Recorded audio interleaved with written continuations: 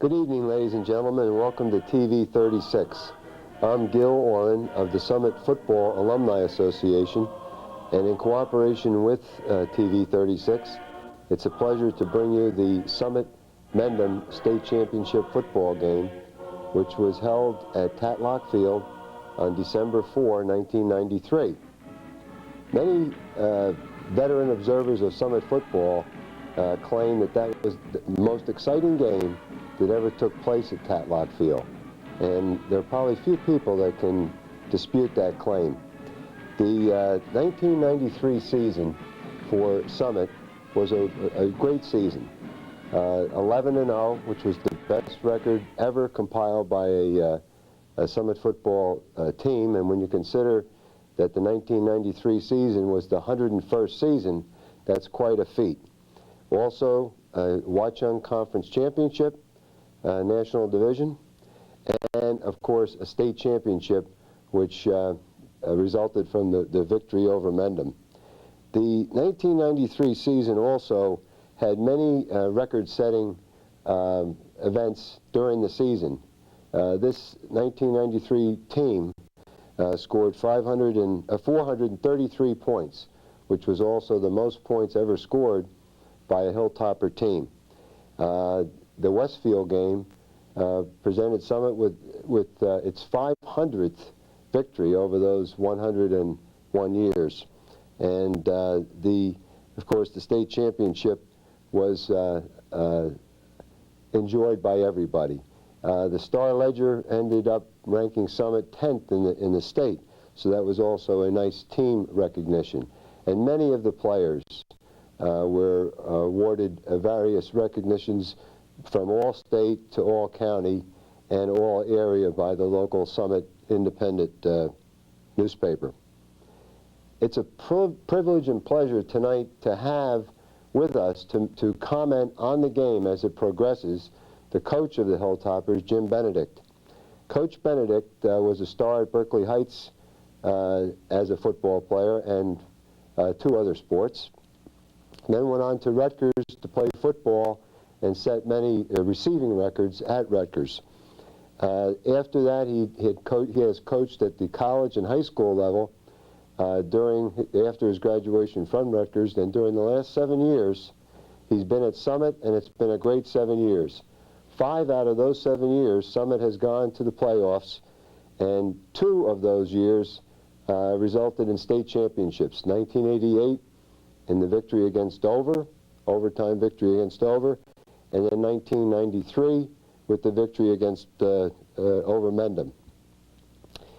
Coach Benedict has also had many laurels during his coaching career.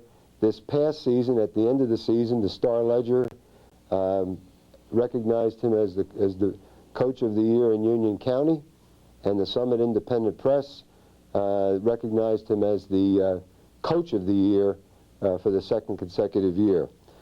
So it's certainly a pleasure to have Coach Benedict here to comment on the game as it progresses. And we'll be on to the game in just a second, but we did want a few comments from Coach Benedict at the beginning. Coach, during your coaching and playing career, has there been many more games exciting than the Mendham Summit game? Well, I don't think so, Gil. I mean, we've had some pretty exciting games here in Summit, as you know, over the course of my 7 years. I'm probably 31 years that Howie Anderson was there prior to that time, but I don't know if I can point to one and say it was more exciting. I think this is definitely one of the top. This, I believe, was the first time that we ever played Mendham, and it certainly was the first time we ever played Hackettstown, which was in the semifinal.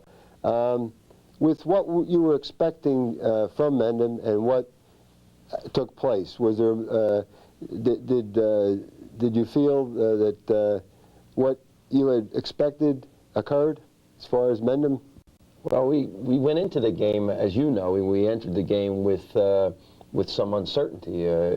Neither Mendham nor ourselves have any opponents in common, so it's kind of tough to judge things that way. How did we do against somebody as opposed to how did Mendham do? And we saw them play, they saw us play several times, and you know, we had the opportunity to evaluate films, but you never really know till you get out on the field what to expect. We had some indications. I mean, first of all, they're undefeated, so that's an awful good indication that they're a fine football team. Secondly, from what we saw in film, we saw some outstanding technique by their players.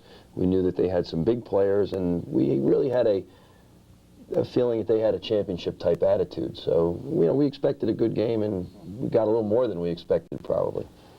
Coach, a lot of people say that the fans that go to the Summit game have to be young because, especially at the state championships, the Dover Summit game went into overtime and really went down to the last play of the game. Maybe you could recount the ending for us again.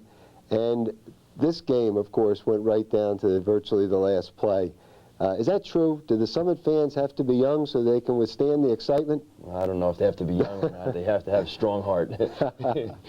Some people in Summit do anyway, I guess. But last 18 seconds to tick away, and as the game ended and I started to step forward to go across the field to shake hands with the Mendham coach, I was just passed by about 2,000 students, and I was left behind, and I was able to just kind of step back and take in the whole scene. And it was really great to see just the people in town getting so excited about a high school event. As we'll see on the tape, there was a lot of excitement at the game, and of course we have to give a lot of credit to Mendham, and as we'll see at the end of the game, there were some heads down, at least for a while, until they shook hands, but it was a very tough defeat for Mendham, wasn't it? You can imagine what they went through. I mean, we were both in the exact same position. I think there were only 6 contests in the state tournament where there were 2 undefeated teams playing against each other, and you had this marvelous season with 10 victories, and then you go into the final game, and somebody's going to come away from there extremely happy, and somebody's going to come away from there kind of sad and dejected, at least about the outcome for that game. So I'm sure it's taken the Mendham coaching staff and players a while to recover from that. But when they reflect on their season, they've got to realize that they had an outstanding season and an outstanding team, and there really were 2 champions on the field that day. And I think that unfortunately, one of them had to come away not as happy. I'm sure as time goes on that they'll feel much better about their season than they did on that particular day. Undefeated season, it's a great thing for a coach, it's a great thing for the individual members of the team, and it's a great thing for anybody from this community and everybody associated with Summit football. Was this a goal that was set at the beginning of the year, or was each game taken as a game and not really much thought given to maybe the possibility of an undefeated season? Well, I think we all have different goals, but I think maybe the players, they all have their own individual agendas. It's our job to try and bring them together as a team and focus in on some goals. But our main goal usually is just a week-to-week improvement. We're looking for individual improvement, team improvement. We want to see our team become a lot better football team by December 4th than they were when they started practice on the 19th of August. That's really my goal. We had some other thoughts because we made it to the finals of the state last year and had a great team with an 8-3 record, a team that we're extremely proud of,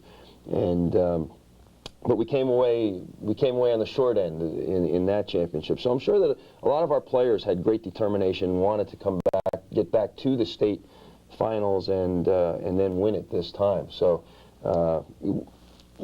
my job, I feel, is to make sure that we stay on that track of improvement from week to week. And if we do that, then we have a good shot at accomplishing the other goal that a lot of the kids set for themselves. Well, as a close observer of Summit football, I know how hard the practices are.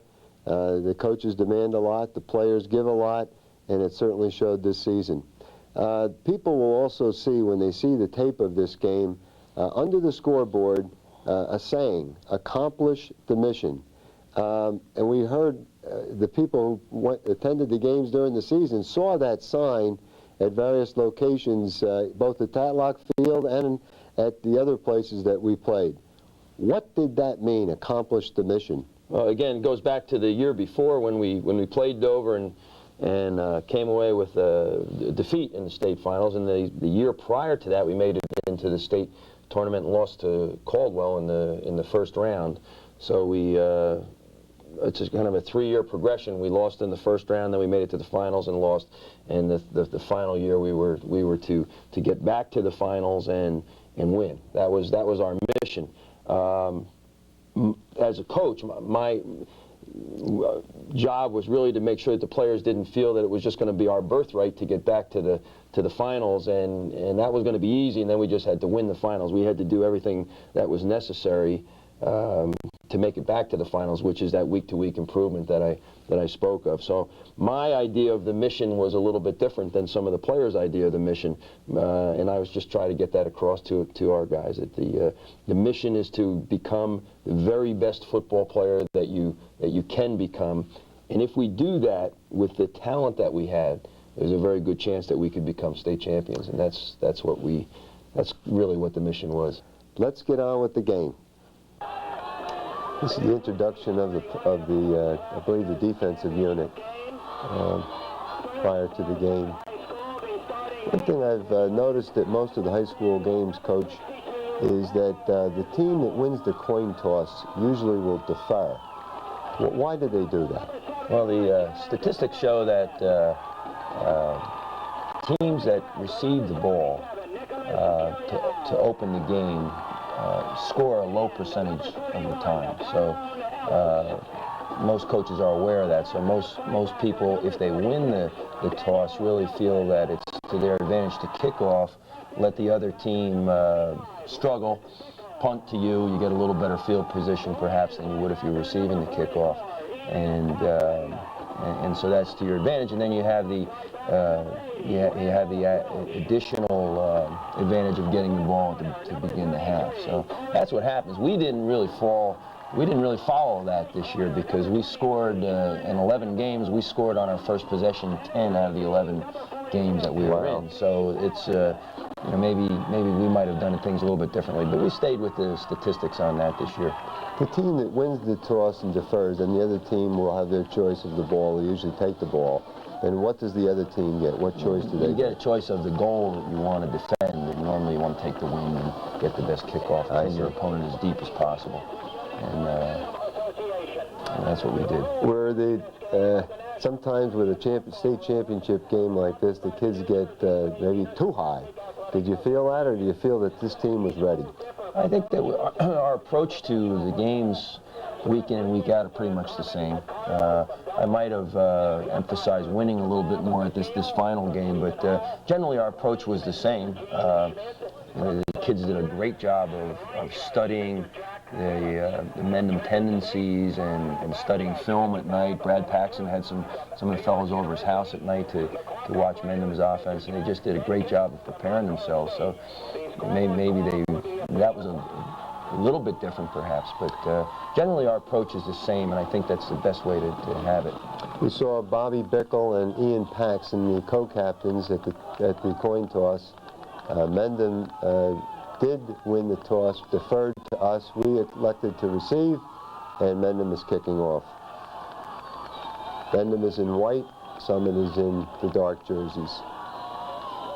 Although the weather was bad, there was a good crowd on hand there, wasn't there? Oh, it was a great crowd. In fact, the last 3 games of the season, which were all at home, Hackettstown, Irvington, and the Mendham game were very well attended. It was great to see. I really hope all of our games can be that way next year. For a lot of people, this will be their first view of the single wing. This is the first offensive play of the game. And people notice there's no center, no quarterback under the center. We decided to go with a wedge play, which is a very basic football play, the first play of the game. We wanted to send a message to the Mendham team that we were, that they were in for a long day. We were going to be very physical, and Torrey Fogg broke it for about a 30-yard gain. It's a good way to begin the game. And who is that, Coach? Great way. That's Jamie Allen running a sweep to the wide side and picking up about 6 yards or so. I see you're mixing the pass in here too. That's Jamie Allen. And we scripted our first 10 plays or so, kind of a la Bill Walsh type of thing, something we've been doing for a while. We decided we're going to throw on the third play of the game, and Jamie completed a Bobby Bickle and gave us a good mixture of plays that way and kept Mendham off balance. Yeah, that was a 2nd and 3, so that was Torrey Fogg again? Torrey off tackle. Our favorite football play really is that off tackle play that we run, and then we followed that up with going to an unbalanced line, hand the ball back to Torrey on a sweep to the short side. Just about a first down. I think we might have gotten a first down there. Yeah, we have we're on this is a 3rd and 1 from the Mendham 13. Okay. We went to our regular formation, and ran Jamie off tackle, and he cuts it back, and just, you know, with great vision, he sees a big opening open up there. It's not really where the hole was, but just the way a good back does, he just found a place to run and put it in for a touchdown. So it was a 6-play drive, and we scored on our first possession. And how many times was that during the season? 10 out of 11. 10 out of 11. That's very wow. unique. I don't know if any team's ever done any better than that. And that was Corey Welsh kicking the extra point with Steve Schroeder holding. So it's 7-0 after the first series. That was a good start. Torrey Fogg was the leading scorer in Union County this year, wasn't he? Yeah, Torrey was, what do you have, 162 points. 162 points this year, and he's instant offense. You give him the ball, whether you throw it to him or have him return a kick, or whether you just snap it to him, have him run it. He's just does a great job. There's a fumble. I think Karan Venable caused a fumble there, and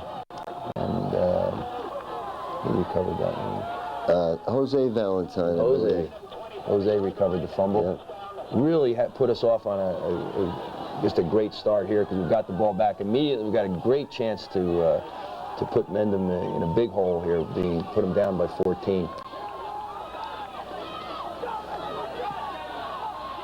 We went back to the same wedge play there that we opened the game up with, only this time we had Jamie Allen carry the ball. Ian Paxson carried the ball quite a bit in this game too. That was a bobble, but he makes 7 or 8 yards out of I think we're going to have to put that in next year, that kind of a move. But yeah, Ian bobbled the ball, but still, you know, he's just an outstanding runner, made real great yardage for us on that.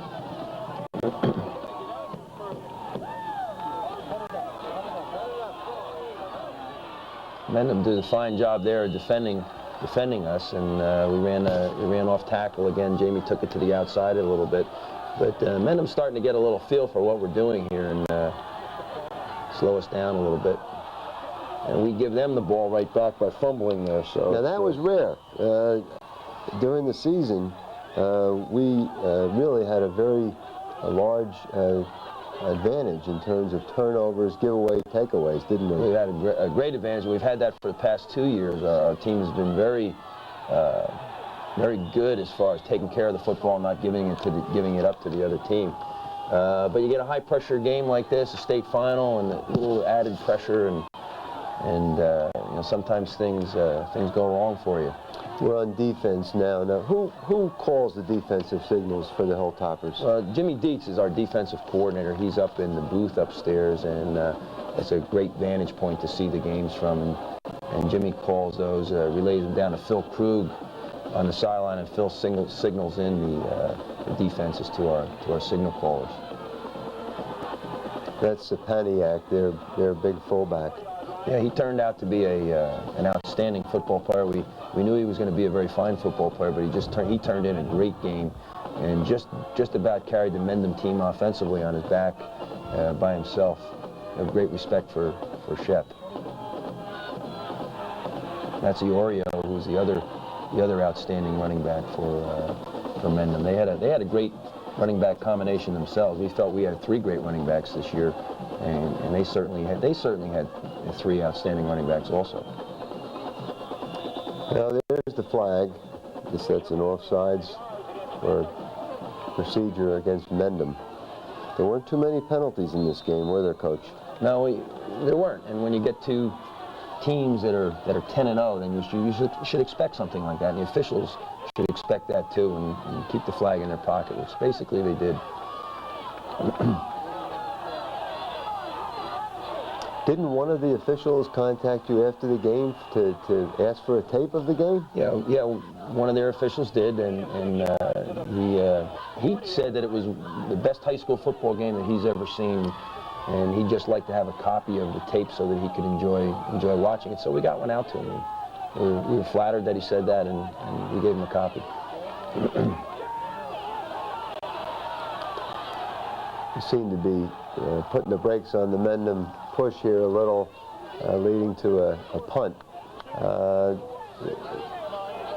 As far as our punt return team, we've got Jamie and Alan and Torrey Fogg deep. I guess we work quite a bit on this, don't we? Well, we do, and our number one goal is very simple, just to catch the football. And if you watch a lot of high school football games, you often see the ball hit the ground, or you see athletes are afraid to get out there and catch it. You're by yourself out there, and if you drop it, everybody in the stadium knows you drop it. And so our guys catch it. That's not a problem for them at all. They have great courage that way. And then you saw Torrey turn in a great run there, and he did that all year, and so did Jamie. So 33 yards. That was quite a return by Torrey Fogg.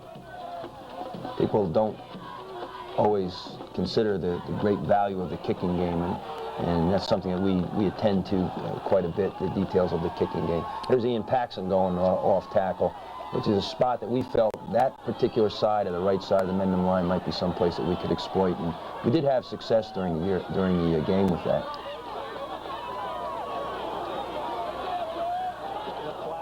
Ian, of course, is a great runner. Do you think that's his strength, or the blocking that he does? Well, I think it's all around. He's just such a well-rounded football player that a lot of times you get a fellow that can run it but he can't block, and then you get a fellow that can block but not run. But Ian does both. He's equally adept at both. So that's what's made him such an outstanding player. That penalty gave us a 2nd and 11, and here's Allen throwing to Bickle again. Now, Bobby Bickle's got, first of all, it's a super pass by Jamie threading the needle, but Bobby Bickle's got as good a pair of hands as I've ever seen on a high school football player. So you get it anywhere near him, and he's going to make great catch.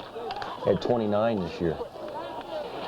29 catches for 350 yards and 5 touchdowns. That was quite a year for tight end Bob Bickle. There's Ian in that same off the left side of the Mendham line to our right. Ian finishes off a run too. When he's running the ball, you gotta make sure that you tackle him with both arms, because he's gonna punish you.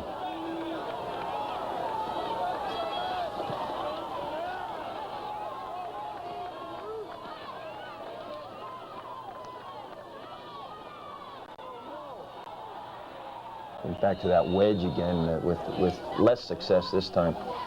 Now, did the Mendham defense, did they use a scheme that you had anticipated, or was there a little twist to it? Well, I think they, along the front line and linebackers, they lined up the same. I think they might have played a little more man-to-man in the secondary and tried to get a little better support on the run with their secondary people playing man-to-man. But basically, they lined up the way we expected, and that's what the good teams do when they play us. Our offense is unique, and it can tempt a coach to try to come up with a unique defense to stop it. That's usually a mistake. And the Mendham, being the well-coached team that they were, just basically tried to do what they have done all season, and were fairly successful with it. We now have a 1st and goal from the Mendham 3.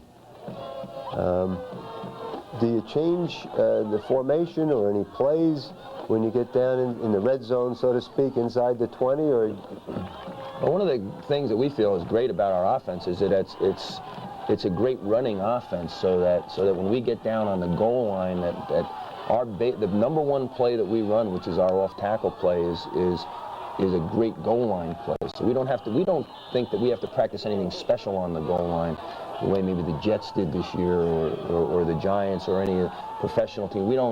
The concept of the red zone isn't something that we think about very much, because we run a goal line offense all over the field. Here's a 2nd and goal from the 1. That's Torrey Fogg. And we ran off tackle and 2 times, and Mendham was stacked up inside with virtually all 11 players inside, so we just went to the outside, and Torrey cut on our sweep play, and Torrey cut it up inside for 6. Corey Welsh is a newcomer to Summit, isn't he, the kicker?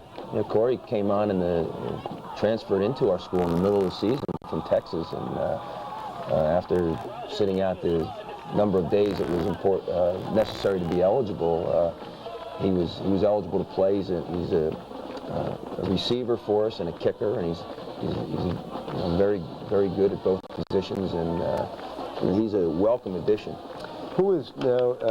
But Jeff Lovell, I guess, was the kickoff man, and he's kicking off now.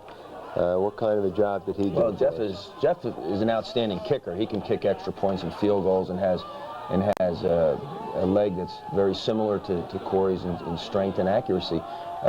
We just felt that both boys did such a good job that we wanted them both to have an opportunity to play. So Jeff did the kickoffs. Jeff's a very fine defensive player, very fine tackler, so it seemed natural to have him be on the kickoff team because he was going to get down there and make a lot of plays as a tackler. And Corey is he just had a lot of experience kicking the extra point and field goal, so we let Corey do that. I think later in the game we'll see Jeff come in and make a tackle of Sapaniak to save a touchdown, at least at that point. Well, Jeff has no fear. We know that. He'll hit anybody, anytime. Well, Mendham has the ball again. It's 14-0 in the second quarter. About 9 minutes to go in the second quarter. So far we have control of this game, Coach. Well, this is a blessing, and it's also maybe a little bit of a curse for us because we had so many games this year that we were up on people early in the game, and those games became blowouts. That as things progress here and we stop them and go on to score again, I think that sometimes in the back of your mind you get this idea that, well, it's just another one of these games, and it's just going to be a short time till we get to our state championship celebration. Well, it didn't turn out that way for us, but we have a rare pass from Mendham. We have one coming up here that results, I believe, in a sack.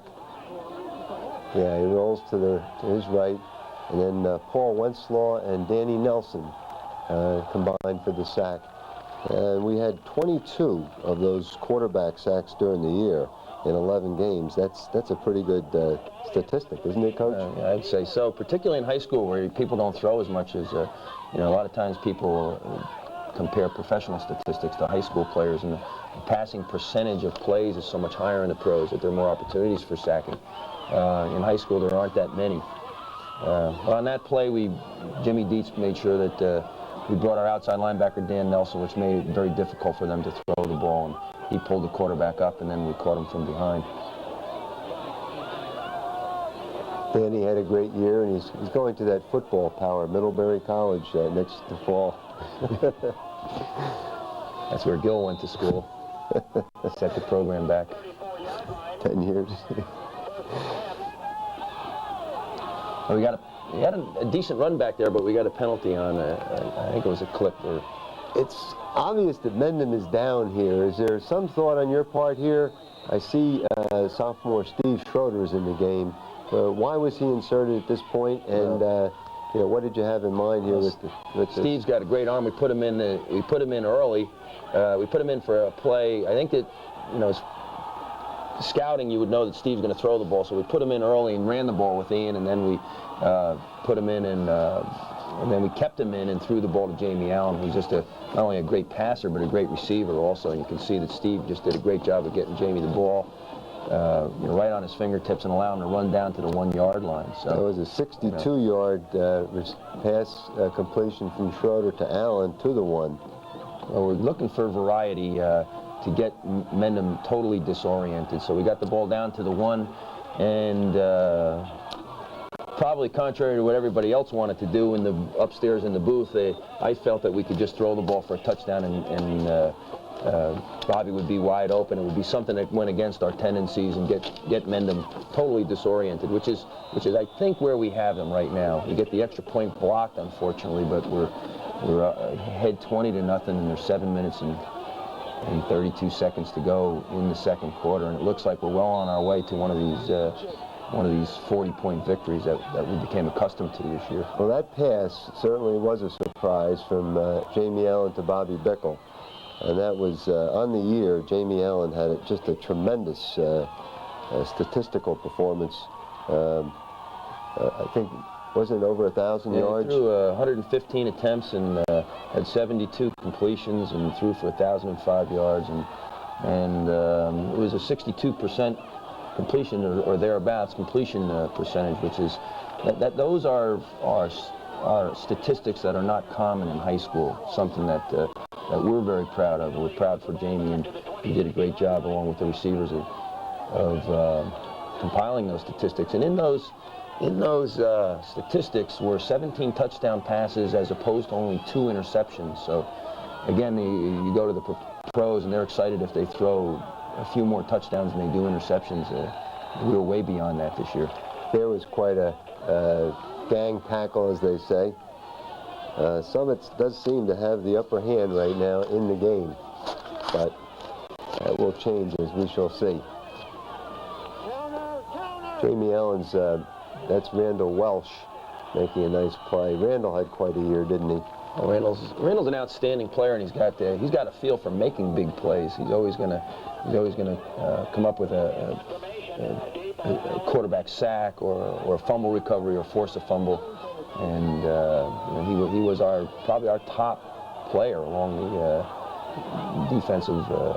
defensive front 8. We just had about a 5-yard punt, and the ball was inadvertently hit by a Summit player, so it goes back to Mendham. And at this point, at least for a little while in the game, it looked like the momentum certainly changed from the maroon to the white, didn't it, Coach? Well, yeah, we unfortunately, I think we had them. We were up by 20 points, and we were going to get the ball on their 36-yard line, and we were going. There was no doubt in my mind we were going in to score, and the game was going to be over. You could see that their players and their coaching staff were really starting to question their abilities versus the Hilltoppers' abilities, and we had them on the ropes there. We gave them an opportunity to get the ball back, and those things happen in football. And to their credit, to show that they really are a championship caliber club, they took advantage of it and drove down the field. We're going to see the drive here. They drove down the field bit by bit, and we weren't able to stop them. They scored right before the half and came out and made it a great ball game in the second half. It's just an example. When you get a team of this caliber, you have the opportunity to put them away. You've got to put them away, or else you're going to be faced with losing. Someone said it was like a heavyweight fight where we had them on the ropes, they ducked the last punch, got out, and started fighting back, had us on the ropes a little, and we ducked that last punch and finally came out on top. But it certainly is a good analogy. They're back on, Mendham's back to doing what they wanted to do. They wanted to run the ball and control the ball for long periods of time and hopefully score at the end of their drives. And although they're down by 20 points, they're back. They're not panicking, and they're just trying to make the best of it. Doing the things that they do, and running the football was their game. They threw the ball less than 4 or 5 times a game all season, and their strength is running the football. So they're not panicked, and I give them a lot of credit. I know that it's difficult, coaching on Saturday to see many teams play, but did you get to see Mendham personally? We saw them play their last game of the season against West Morris.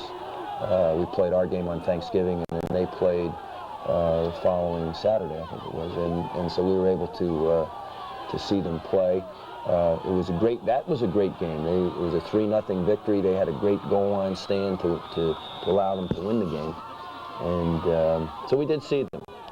Did our scouts, Rick Carbone and Phil Shiposh, get to see them in other games so that we had a little read on them? Yeah, we saw them several times. The way the point system works in the state, you're able to figure out ahead of time who you have a likelihood of playing, and you try to get your scouts to see those teams as many times as possible. And Rick Carbone and Phil Shiposh saw these fellows several times, and gave us a real good read on what they do, so that when we went to see the game, we were able to focus in on the things that they do, and not have to discover that ourselves. That was a rare pass by Mendham, but it was completed for a touchdown. I think it was the only pass they completed in the whole game, wasn't it, Coach? Yeah, they take a page out of our book, too. They get down there and throw the ball and disorient us a little bit, because we're preaching to our fellows that there's no way that they're going to throw the ball down here because of what they do. So they mixed it up very well, too. Now, we're ahead 20-7 as this first half is winding down. As a coach, is the halftime discussions and what occurs at half, why don't you give us a little a brief summary of what your thoughts were at halftime and what you do at halftime with the team, so that the fans would have an idea of what a coach and the team go through at halftime? Well, the first thing we do is try to calm the team down. That seems to be something that's pretty standard. Just get in there and we try to get them to maybe take their shoulder pads off if they want, get something to drink, sit down, relax. Sometimes they want to yell and jump around and things like that, and they need to conserve their energy, so we try to calm them down. And the next thing we do is we'll meet as a staff, and we'll talk about all three parts of the game: offense, defense, and kicking, and are there any adjustments that we have to do, that we have to make. We'll talk to players, especially on the offensive side. Where are they lining up? Where their defense is lining up, and we'll just get an idea of things that we think have been successful. The assistant coaches go through the successful offensive plays and outline the plays that we've had success with, and so that we can make a little more intelligent calls in the second half. The first thing we said in this game was that we're going to kick off to them, and we've got to pin them down in their territory. So we didn't do that. We gave them, they come out with a great return, and now the battle truly begins, because now now they know that if they score, they're right back in the ball game. And I think it takes them 3 shots to score, but. And also, I guess people who watch a lot of football know that once the Lady Luck is on your side, as they say, it stays on your side. Either this play or the next, there's a fumble. And Mendham doesn't even see the ball until it bounces. Here it is. There's a fumble, and the ball's bouncing around, and as Lady Luck would have it, they got it. So now, instead of Summit getting it and getting the momentum back, it's 3rd and goal from the 2-yard line. And I guess it isn't any surprise who they're going to give the ball to.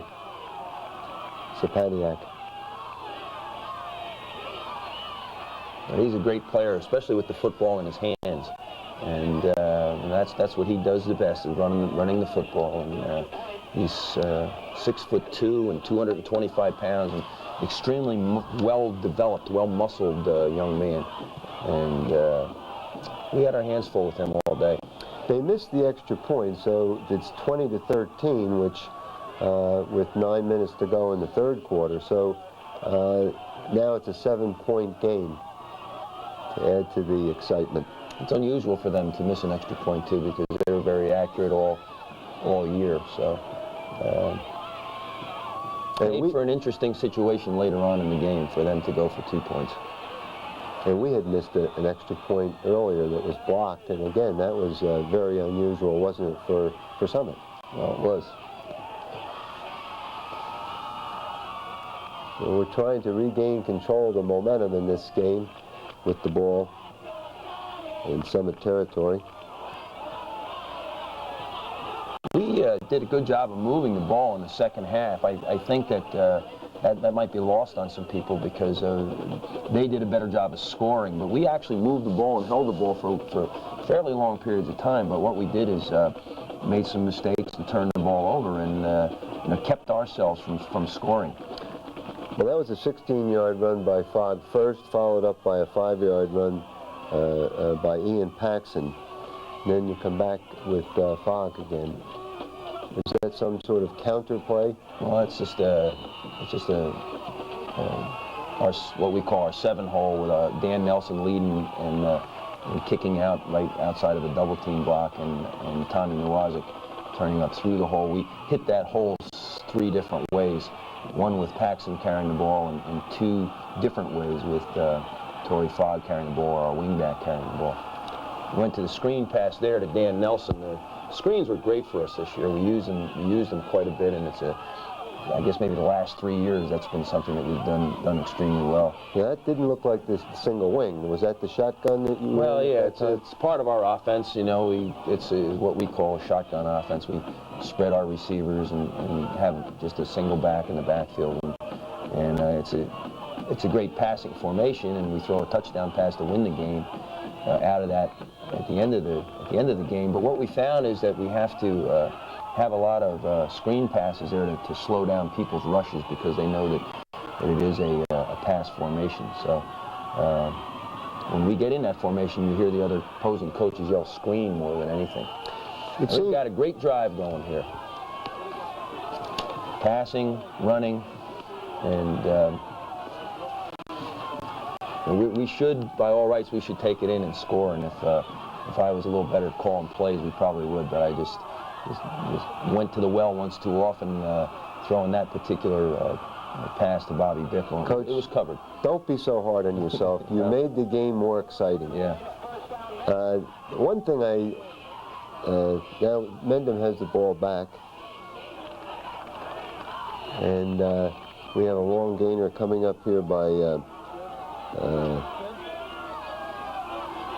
Sepeniak on this play. They seem to work to their left. They like to go to their left, don't they? Well, it was where they have probably their best offensive blockers are on their left side, and you know that they're going to come at you off tackle, and then they're going to try to get you to move inside, and then they're going to pitch the ball to the outside. And Sepeniak carries on all those plays, and that's basically what we did. We got caught inside a little bit with our outside linebacker, and he was able to bounce outside and rip off another long gain. Well, that's a fumble that Summit did recover, as we did most of the year, with that giveaway takeaway. It was a good point to get the ball back. I think that was Randall Welch, was it, that recovered that fumble?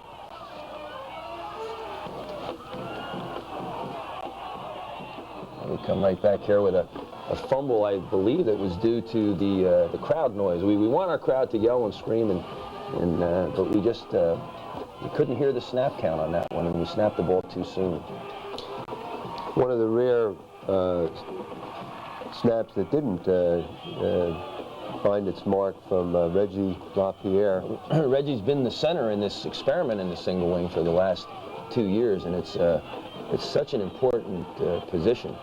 And it's very similar to a quarterback in a lot of offenses. And the offense does not run anywhere near as smoothly if the center doesn't perform at a high rate of efficiency all the time. So Reggie's done a great job for 2 years with that.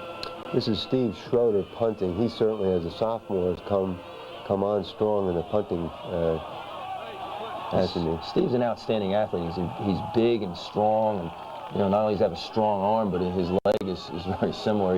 He's going to be a great punter, one of the best punters that this county has ever seen, in addition to being a great all-around football player. That was a 53-yard punt, so that in a game like this that's going back and forth, that was a key play, wasn't it? It certainly was, and you can't overestimate the value of a good kicking game. Do you work on special teams? Do you emphasize that as much as you do offense and defense in practice? Yeah, we do. We don't spend the same amount of time on our special teams as we do on offense and defense, but special teams are about 30% of a football game. So we work on them daily, and we work on virtually every one of our special teams, whether it's a punt or punt coverage, punt return, or kickoff return. We work on them daily, and we want to send a message to our players about how important those things are. So we're going to do it. We're going to do it every day, and get pretty excited about it when we practice it. And our kids understand, and it's been a big part of our game. Who is the in charge of the special teams? Well, we have Brad Paxson is in charge of all our special team substitutions on Saturday, and that's a important part of the game because you get injuries, you get fatigue, and you have backups, and you have to make sure that they're all in there. And you even see it on a professional and collegiate level where there's 10 men on the field, and why did that happen? Well, normally it's because of somebody who's a starter and also playing on a special teams has been injured, and they've forgotten to make the substitution in the special team area. So Brad handles all that, and he's done an outstanding job for the past several years. Would you call him a low-key coach? Yeah, Brad's very low-key. Brad's about as low-key as a hurricane. He is very excited about, he's a former player. He's extremely excited in a very positive way about football, and that excitement gets across to our players both in the games and in practice. And he's an invaluable member of the staff.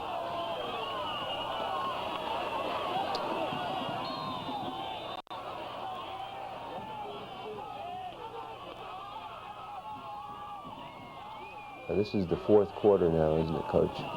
Yeah, and that's Ian again. We're testing the middle a little bit with Ian there. And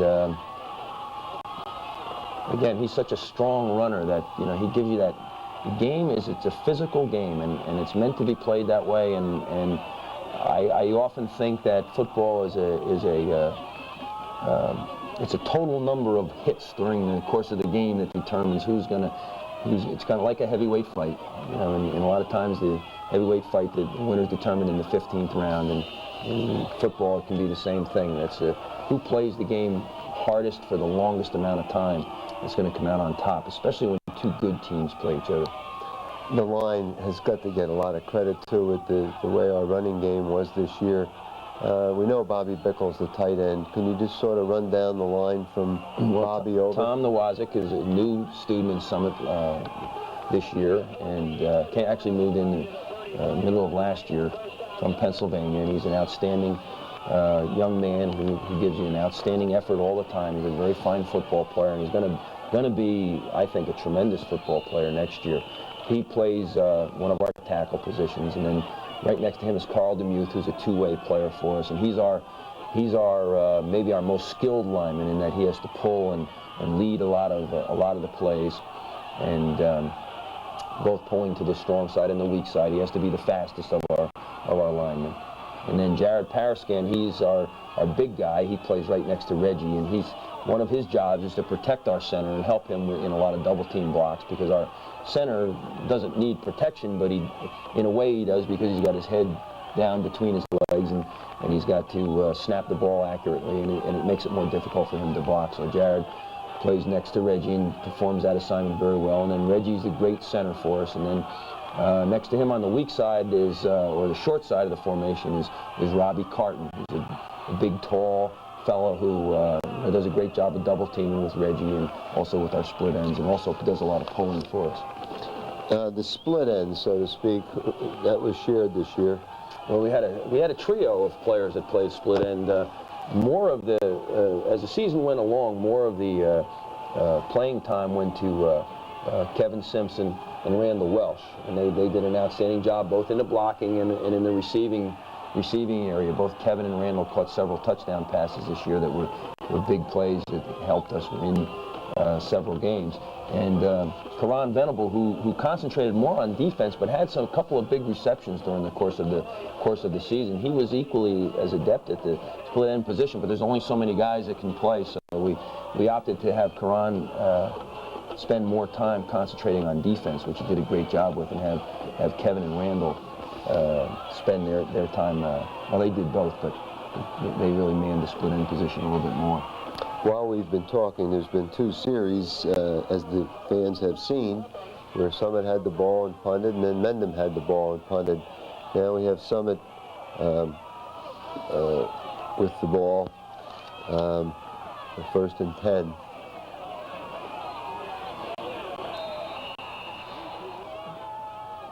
And we sent Ian off to their defensive left again, and we had a little bit of success with that. And then we're trying to go wide here, and they do a great job of defending it and throwing us for a loss. And this is we're in a little bit of trouble now because we're pinned deep in our territory, and we have a long yardage situation here. The ball's on the 15, so it is. That's Steve Schroeder. We came back to the play that we scored, that we had the 60-yard gain on down to the 1-yard line, and they were there, defended it very well, and Steve had to throw the ball in a spot where they couldn't intercept it, so that we could live to fight another day here. And we get the punt off, but they now have the ball in our territory in a much shorter distance to make a drive to score, and we're reeling a little bit here. This is a nail biter now, isn't it? Well, it sure is, and we're hoping for a big play because they're a physical team. You can see right here, and Iorio does a great job of running the ball. We're getting a little gang tackling, but we missed some tackling earlier, and now they've really got us going here. We're hoping for a turnover here, hoping that somebody can make something happen to stop these fellas. And it may not be evident with the background noise, but there certainly was a lot of noise at this game. The Summit had a tremendous turnout, and so did Mendham, didn't they? They certainly did, and it's just nice to see. It's a great experience for young men to be in a football game with this much intensity, this much fan support. I just think it's great. Sometimes you play a football game and there's 300 or 400 people there, and this was more in the 4,000 or 5,000 people. You can see the people lining the fence all around, and I just think that this can make a career for a young man to play in a game like this. We certainly had a good turnout for the semifinal against Hackettstown, and then the Thanksgiving Day win over Irvington, and then Mendham. The last 3 games at home were very well attended. I think a senior ball player might remember those 3 games, and that basically will be what he thinks about when he thinks of his high school career, is playing in front of a packed house with great enthusiasm, and of course topping it off with 11-0 season. And I might add, a great band. Exactly. Mendham's getting right down near that maroon and goal line. I'm thinking about overtime right now because if we don't get a turnover, it doesn't look like we're going to stop them, and we're just thinking, well, maybe we're going to be in an overtime situation. Well, there's the score that makes it 20 to 19, and did you think at that time, what thoughts were going through your mind? Do you think that the Mendham coach would go for 1 or 2? No, when we saw them, we saw that they weren't getting their kicking personnel on, so that we realized that they were going for the win right there. I don't know. I think I might have gone for the tie and getting myself into overtime if I were doing it. But either way, I think it's just a toss-up.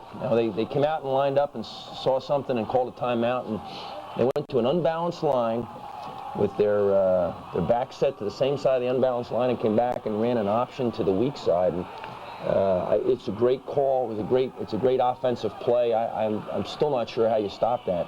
And we lined up the way we thought we had to, and they outfoxed us in that one and came back with that option to the weak side. Their quarterback wasn't real decisive. It didn't look like he wanted to run it. It looked like he more wanted to pitch it to Iorio, but finally he turned it up in there and scored. Well, Coach, I know you work every day or every week on the 2-minute drill. This is a little more than 2 minutes, like 3 minutes. Maybe you could just take us through this 2 or 3 minute drill, because here we are 77 yards away and 1 point behind, 21-20, with less than 3 minutes to go. Well, because first of all, I have to say that the players did a great job of remaining positive on the sideline.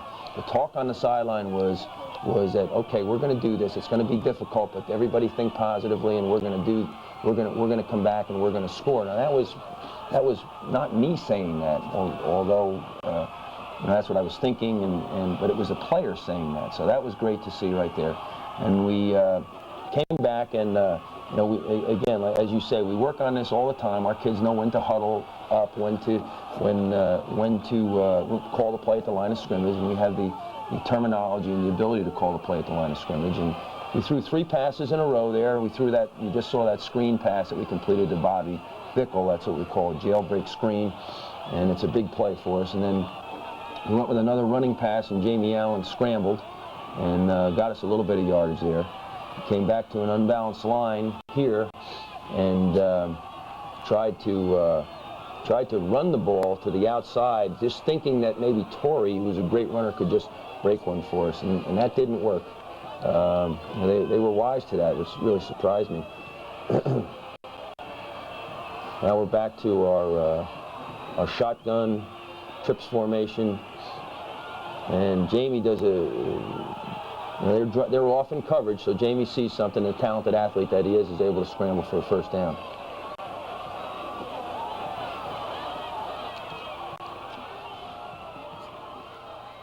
Back in the trips formation again, and we're looking to either throw the ball short or deep, depending upon how they react. And he actually reacted up on the short one, and we might have had the deeper pass, but did a good job of completing it to Bobby Bickle, and Bobby getting us some yardage.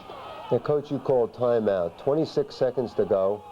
21-20, and you insert Steve Schroeder, sophomore Steve Schroeder, and move Allen to a wing back. This is the play, isn't it, Coach? This is a great play. It's a great memory for everybody in Summit, and Steve just does a great job because he's not just back in the pocket throwing the ball. He's got to step up to avoid the rush. He's got to move to his left, and then he throws a ball about as well as I've ever seen one thrown, hitting Jamie on a dead run as he's crossing the goal line. You can see some of the excitement there, as players are jumping up and down, the cheerleaders and the fans. It has to be one of the most exciting plays and exciting finishes that ever has taken place at Tatlock Field. And of course the Mendham players are in a state of shock, but look at the sideline at Summit. Everybody is really enjoying this. I think this is, times like these are one of the reasons that you play a sport. You're looking for, some of these things are just some of the greatest things, greatest memories that a young man will have in his high school days, and this certainly is one that, if you forget this one, then you've got to be in a coma.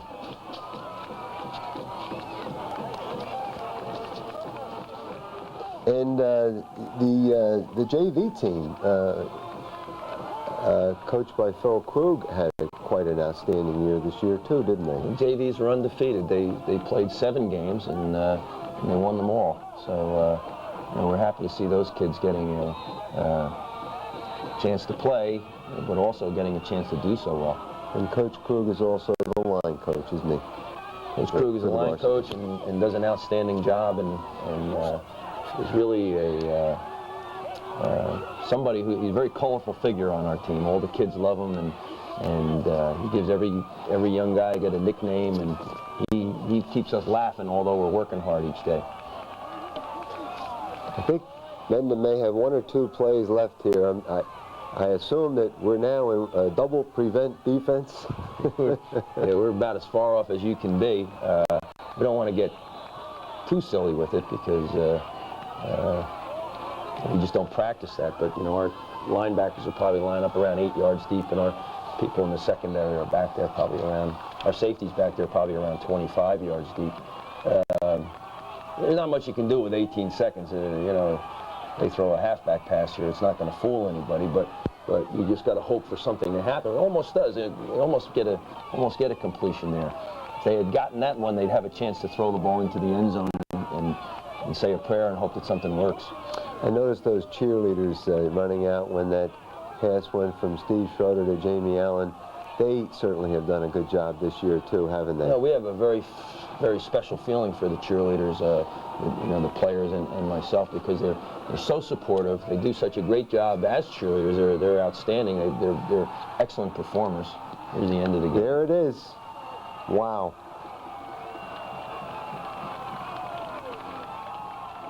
This will be one of those games that all Summit fans attended, whether they attended it or not. They'll remember the state championship game of 1993, Summit and Mendham, and everyone will claim to have been here, and certainly a good number were there. It was just great to see how happy everybody out on that field and in the stands was, and it just shows you that you know, how maybe an athletic team can sometimes galvanize a community and make everyone feel good. If it's for a short period of time, that's the way it is. But you know, it was certainly great this day, and for a few weeks after that.